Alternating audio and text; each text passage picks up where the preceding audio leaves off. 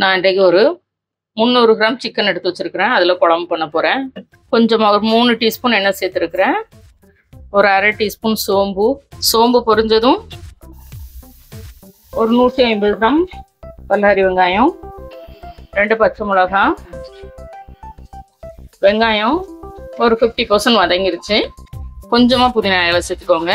இதில் தேங்காய் விட்டு தான் குழம்பு பண்ண போகிறோம். ஒரு 150 வெங்காயம் சேர்த்தோமா, அதே மாதிரி ஒரு 100 கிராம் தக்காளி குழம்பு போடும். ஏன்னா 300 கிராம் சிக்கன் தானே. கொஞ்சமாக மல்லி இலை, ஒரு 2 டீஸ்பூன் இஞ்சி பூண்டு விழுது. தக்காளி வதங்க உப்பு சேர்த்துடலாம். இப்போ இதை மூடி போட்டு நல்லா வதங்க விட்டுருவோம். வதங்கினதுக்கப்புறம் மசாலா சேர்த்துக்கலாம்.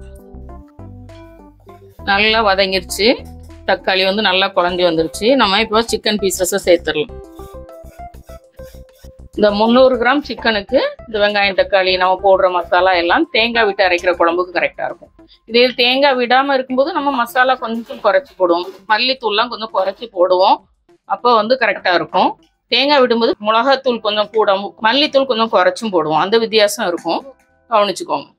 இது வந்து இட்லி, தோசை, சப்பாத்தி இது எல்லாத்துக்குமே நல்லா இருக்கும். மஞ்சள் தூள் ஒரு 1/4 டீஸ்பூன், கரம் மசாலா ஒரு அரை டீஸ்பூன், மிளகாய் தூள் ஒரு 2 டீஸ்பூன், மல்லித்தூள் ஒரு 1/2 டீஸ்பூன் சேர்த்துருக்குறேன். இது கூடவே கொஞ்சம் மல்லித்தலையும் சேர்த்துக்கலாம். சேர்த்துட்டு இந்த மிளகாத்தூள் இதனுடைய பச்சை மணம் போகிற வரைக்கும் நம்ம வந்து கொஞ்சம் வதக்கிக்கோங்க. ஒரு 2 நிமிஷம். இப்போ ஒரு 2 நிமிஷம் நல்லா வதங்கிருச்சு. இதில் இப்போ ஜஸ்ட் ஒரு 3 சில் தேங்காய், அதனால் ஒரு கை நிறைய தேங்காய், ஒரு 4 கேஷ்யூ சேர்த்து அரைச்சி வச்சுருக்கேன். அந்த விழுதை சேர்த்து ஒரு 4-5 கேஷ்யூ சேர்த்துக்கோங்க. அப்போ தான் நல்லாயிருக்கும்.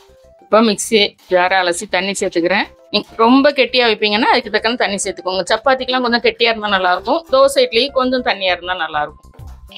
இது வந்து கிச்சடிக்கெலாம் கூட சூப்பராக இருக்கும். இந்த குருமா வந்து ரவா கிச்சடி, மில்லட் கிச்சடி, இதுக்கெல்லாம் கூட இந்த சிக்கன் குருமா சூப்பராக இருக்கும். பூரிக்கு சூப்பராக இருக்கும்.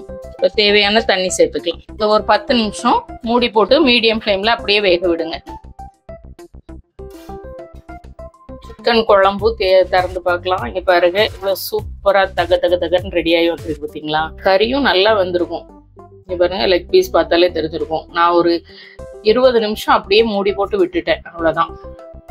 சூப்பரான ஒரு சிக்கன் குருமா. ரொம்ப சிம்பிள் தான் கடாயில் பண்ணுறது. நம்ம குக்கரில் பண்ணுறதை விட கடாயில் பண்ணும்போது இன்னும் டேஸ்ட் நல்லாயிருக்கும். சிக்கன் நல்லா சாஃப்டாக இருக்கும். ஆக்சுவலி குக்கரில் பண்ணுறதை விட கடாயில் பண்ணும்போது வந்து சிக்கன் நல்லா சாஃப்டாக இருக்கும். 2 மல்லித்தலை தூவிட்டு 2 கருவேப்பிலையும் போட்டுட்டு நம்ம வந்து பரிமாறிட வேண்டியதான். சப்பாத்தி, தோசை, இட்லி எல்லாத்துக்குமே இது சூப்பராக இருக்கும். கண்டிப்பாக ட்ரை பண்ணுங்கள். ஒரு தடவை இதே மாதிரியே ட்ரை பண்ணுங்கள். பிடிச்சிருந்தா லைக் பண்ணுங்க, ஷேர் பண்ணுங்க, சப்ஸ்கிரைப் பண்ணுங்க. வீட்டில் சமைச்சு சாப்பிடுங்க, வீணாக்காம சாப்பிடுங்க. மீண்டும் புது வீடியோவில் சந்திக்கலாம். பாய்.